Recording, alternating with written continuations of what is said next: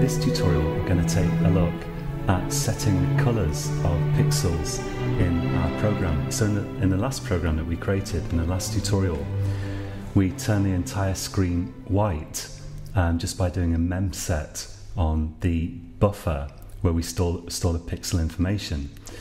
So here I've set all the bytes in our pixel buffer to the maximum possible value of FF in hexadecimal, which is 255 in a decimal system. So now let's go ahead and see if we can change the colours of individual pixels. So the first thing I'm going to do is do a mem set to 0, and then we should get back to black. So we can just clear the buffer and set every byte in it to 0 so we get black. Now let's try setting an individual pixel. This is going to be quite hard to see.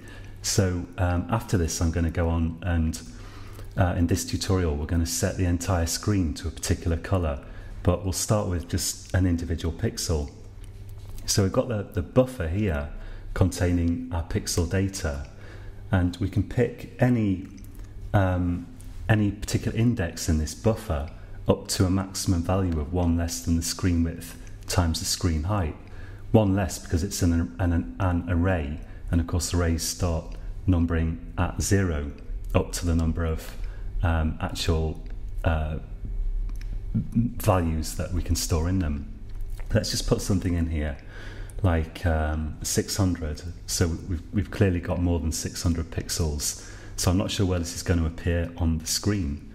Actually, come to think of it, it's going to be near the end of the top row, so maybe I'll pick a bigger value here. Let's try I don't know, let's try something like 30,000, and let's set that equal to a value. Let's try white to start with. So each pixel occupies 1 byte, and that byte, you'll recall, allows us to set the red, green, blue and alpha values, and each value has a value from 0 up to 255 maximum in decimal, or FF in hexadecimal. So what we do is we pack all those 4 values, those 4 bytes, into a single 32-bit integer type. Now if we were to try to write this out in decimal, it will not be easy to understand what's going on, but if we write it in hexadecimal, as you'll see, it's a lot easier. So I'm going to write a hexadecimal number here, and the first, so this is going to be 0x. So the first byte, we think of it as being on the left, although whether it really is or not in a computer's memory, well, the computer's memory could be upside down or anything physically, but the first byte here, we're going to give a value of FF. So FF is the maximum value we can store in a single byte in hexadecimal, and the next byte after that is also going to get a value of FF, and so on for the remaining bytes. So this value here, 0x followed by 8 Fs, that's setting all 4 bytes to the maximum FF, and we're going to be looking at this a bit further in a future tutorial, exactly how this works. But for now, just think of each of these, every pair of Fs is a value that we're setting either for the alpha value, or the red, or the green, or the blue. Let's have a look at this. Let's run this and see what it looks like. So if I run it, I don't know if you can see that in the screen capture, but there's a white pixel just above my mouse here. Let's quit that. So if we look at the pixel format that we set when we created the texture that we're writing this data to, we think that the first pair of Fs should be the red byte, then the green byte, the blue byte, and the alpha byte, which we're not going to use. But in practice, it doesn't seem to quite work like that. I don't know why not. So you need to do an experiment here on your system and figure out which is the alpha, which is the red, which is the green, and which is the blue. We're going to do that in a minute, but let's first set the whole screen to a colour, because it's going to be easier to see than one individual pixel. So I'm going to use a for loop here.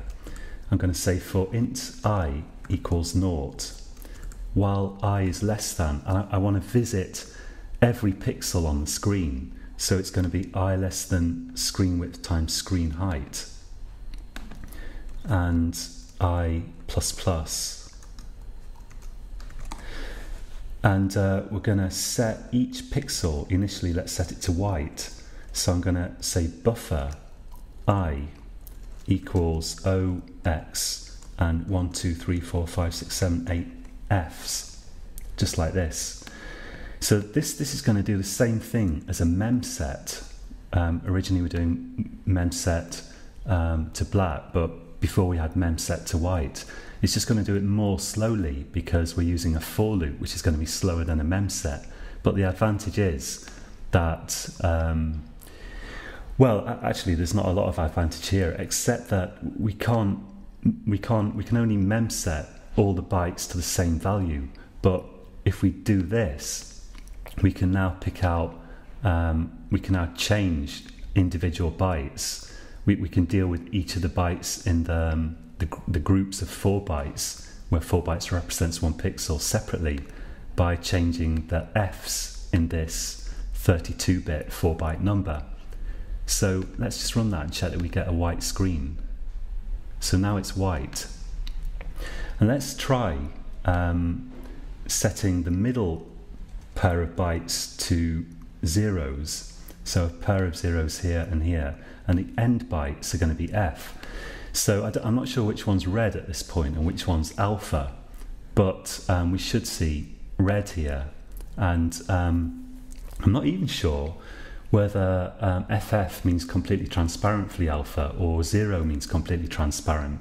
We could check that, but I found this doesn't work with this program anyway. The alpha doesn't seem to do anything, so it doesn't seem to matter. Let's just run this. Now we've got a red screen. So if I make the first byte 0 and the next byte FF, let's take a look at what that is. So that's now green. And what about the next byte here? Let's run this. And this is now blue.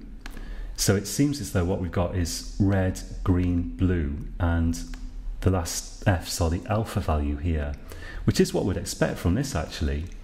So I'm not sure why I thought it wasn't in fact in this order, because this in fact seems to work perfectly.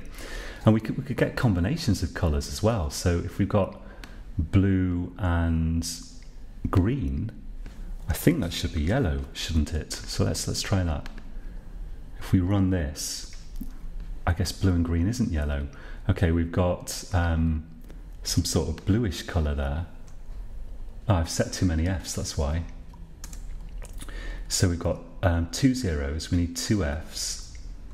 So that's the red, the 0. Then we've got green is FF, blue is FF, and alpha is FF. Yeah, so I guess I was right the first time. I don't know. Let's try red and blue, see what that does. So now we've got a sort of purple colour, which is what we'd expect. How we'd get yellow, I've forgotten, we'd have to look that up, or I'd have to, but I guess yellow would be some combination of blue and green. Let's just experiment here, because this is quite interesting.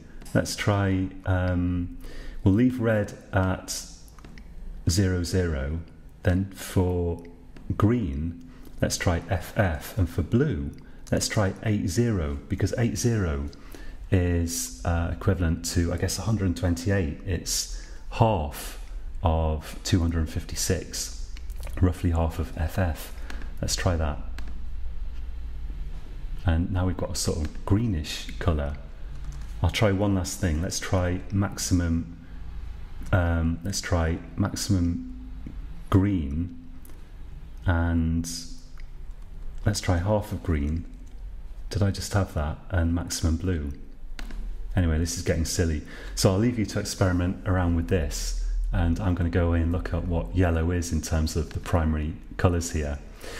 But make sure you can get that to work on your system, and make sure you can set different colours and check which of these bytes. Remember, any particular byte is represented by 2 digits in this hexadecimal number here, and you need 8 digits total. make sure that you can get the red, green and blue values set.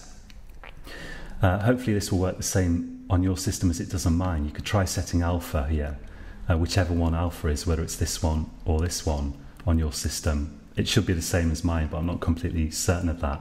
Try setting it to 0 or FF and see if that makes a difference, and keep doing that until you've figured out reliably how to get red, green and blue in here, because you're going to need that for the rest of this tutorial.